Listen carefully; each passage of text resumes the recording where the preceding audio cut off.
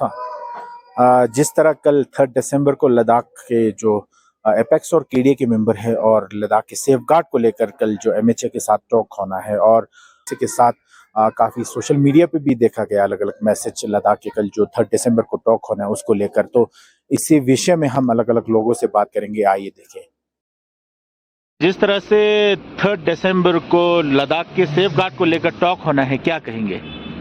ये बहुत बड़ी अच्छी बात है क्योंकि सेंट्रल गवर्नमेंट ने माना है कि टॉक करने को। पहले कई बार टॉक हुआ और फेल हुआ एक तरह से, तो इस बार उन्होंने गवर्नमेंट ने माना है अच्छी तरह से। तो मैं चाहता हूँ कि ये कल का टॉक क्या बहुत अच्छी तरह से हो जाए, हमारा जो 4 पॉइंट एजेंडा है वो माने, क्योंकि ये हमारे लिए बहुत ज़रूरी है कि लद्दाख जो है वो बहुत हॉट एरिया है, यहाँ का जलवायु, यहाँ का इन्वायरमेंट सब अलग है। तो इस वजह से हमारा मांग जो है बहुत जायज़ मांग है। तो हम उम्मीद करते हैं, आशा करते हैं कि गवर्नमेंट ऑफ इंडिया वो मानना चाहिए। हम भगवान से भी दुआ करेंगे कि वो कल हमारा टॉक जो है वो अच्छी तरह हो जाएगा।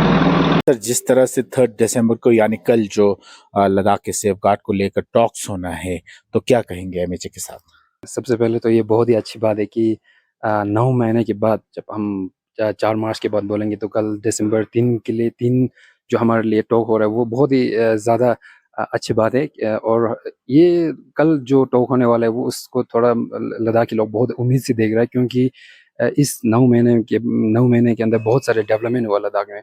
जैसे 2 महीने का हमने हंगर स्ट्राइक किया, फिर यहाँ लद्दाख से पद यात्रा किया, फिर उसके बीच में जो हमने गेजेटेड रिक्रूटमेंट के लिए हम कुछ लोग बहुत 5 महीने से चल रहा था, लेह में गया, कारगिल वारगिल हर जगह गया कि लद्दाख के यूथ के साथ मतलब कैसा इनजस्टिस हुआ ये 5 साल के बाद 5 साल में, क्योंकि एक भी यहाँ पे रिक्रूटमेंट नहीं हुआ था गेजेटेड के। तो ये हम सबसे ज़्यादा इस उम्मीद से देख रहे हैं कि क्योंकि एपेक्स बॉडी ने इसके ऊपर भी एग्री किया कि सेंट्रल गवर्नमेंट इसके ऊपर बहुत पॉजिटिव है, फिर एपेक्स बॉडी भी इसके ऊपर बहुत पॉजिटिव है, और एलएसडीसी भी इसके ऊपर गेजेटेड रिक्रूटमेंट के ऊपर बहुत पॉजिटिव है। तो सबसे ये कल का 3 दिसंबर जो यूथ में सबसे ज़्यादा उम्मीद लेके आता है, क्योंकि कुछ ना कुछ सॉल्यूशन अब तो निकलेगा, क्योंकि 5 साल के बाद अब कल कुछ रिजल्ट मिलने की उम्मीद है। क्योंकि हम रिसेंटली काद सिंह जो एपेक्स को चेयरमैन है उनके पास भी गया था काले दिल्ली जाने से पहले, और उसके साथ काटाशी गेल्सन सीसी उनके पास भी गया कि ये गेजेटेड रिक्रूटमेंट वो थोड़ा उनकी इसके ऊपर ज़्यादा जोर दे 3 दिसंबर के लिए। और हम उम्मीद करते हैं कि अब 3 दिसंबर में बहुत पॉजिटिव है कि इस पे कुछ ना कुछ रिजल्ट ज़रूर निकल के आएंगे, ये बहुत ज़्यादा होप है। और अगर 6 शेड्यूल और स्टेटहुड पे बात किया तो फिर लद्दाख के लिए और भी अच्छा है सर। न्यूज़ 18 का शुक्रिया अदा करना चाहता हूँ। एक आम आदमी से आप लोग काफ़ी इंटरेक्ट करते हैं, न्यूज़ ग्राउंड लेवल पे लाते हैं। रही बात एमएचए की, मैं होप करता हूँ कि भाई लद्दाखियों का जो व्यवहार है काफ़ी पोलाइट, एग्रेसिव नहीं। हमारा जो मार्च हुआ था लद्दाख से ले के लोग लद्दाख आते हैं देखना, हम यहाँ से पासिस क्रॉस करके, हमारे बड़े बुजुर्ग पासिस क्रॉस करके पैरों में छाली लेके गए, और बहुत सारे स्टेट्स में बड़ा एप्रिसिएशन मिला, क्योंकि ये एक बंदे या एक सोसाइटी की बात नहीं, इट इज़ ये पूरे देश की बात है।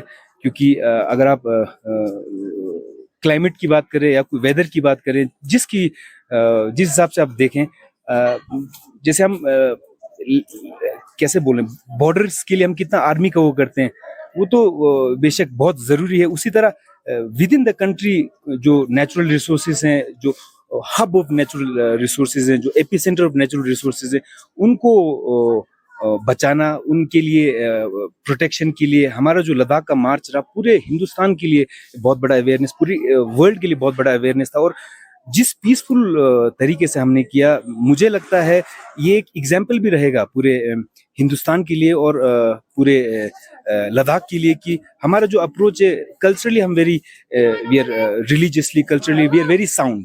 ऑल्दो हम लोग कैसे बोल सकते हैं, मॉडर्नाइजेशन में साउंड नहीं है हम इतने नहीं, बट कल्चरली और religiously we are very sound, we are very to the point, and you can see that. और आप ये देख सकते हैं हमारे मूवमेंट के जैसे हमारे सीनियर थे, यंग यूथ थे जिन्होंने मार्च किया 6 शेड्यूल के लिए, मेरा ये रिक्वेस्ट है, जिस तरह से इल ट्रीट हुआ गया हमारे साथ दिल्ली में, पर्टिकुलरली दिल्ली में, उसी तरह का कुछ जुमला ना हो, मैं यही होप करता हूँ, क्योंकि ये बहुत सीरियस बात है।